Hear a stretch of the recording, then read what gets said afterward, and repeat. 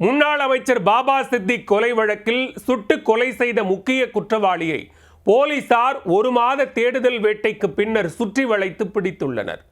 கூட்டாளிகளுடன் பதுங்கியிருந்த நபரை நீண்ட நாள் கண்காணித்து சிக்க வைத்தது எப்படி?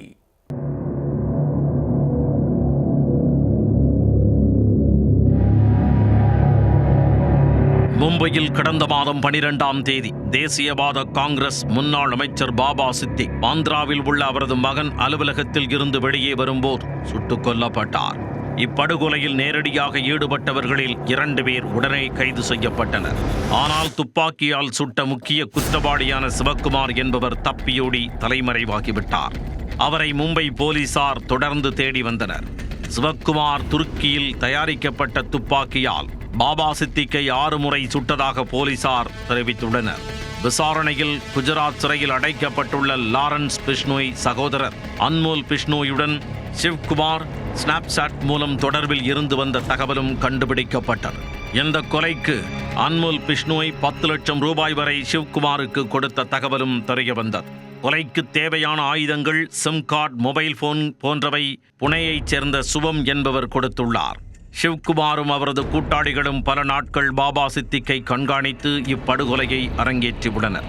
கொலை செய்துவிட்டு புனேவுக்கு தப்பியோடிய சிவ்குமார் அங்கிருந்து ஜான்சி வழியாக லக்னோ தப்பிச் சென்று இறுதியாக பக்ரைட் சென்று பதுங்கியிருந்தார். சிவ்குமாரை பிடிக்க 21 பேர் அடங்கிய தனிப்படையை அமைத்த போலீசார் அவரது நடமாட்டத்தை தொடர்ந்து கண்காணித்து வந்தனர். அவர் பக்ரைட் தான் சென்றிருக்க வேண்டுமென்று உறுதியான உளவுத்துறை தகவல்கள் தெரிவித்தன. பக்ரைட் பகுதியில் 25 நாட்கள் தீவிரமான கண்காணிப்பில் ஈடுபட்டனர். சிவ்குமாருக்கு வேண்டப்பட்ட நண்பர்கள் மற்றும் உறவினர்கள் என 35 பேரை தீவிரமாக கண்காணித்து வந்தனர். இவர்களில் சிவ்குமாருடன் நெருங்கிய தொடர்பில் இருந்து வந்த 4 பேரை மடக்கி பிடித்தனர். அவர்களிடம் நடத்தப்பட்ட கிடுக்குப்பிடி விசாரணையில் சிவ்குமாரின் இருப்பிடம் தெரிய வந்தது. உடனே சம்பவ இடத்திற்கு சென்று சிவ்குமாரை சுற்றி வளைத்து மடக்கி பிடித்து கைது செய்தனர் போலீசார். அப்போது அவருடன் இருந்த கூட்டாளிகள் 4 பேரும் போலீசாரிடம் சிக்கினர்.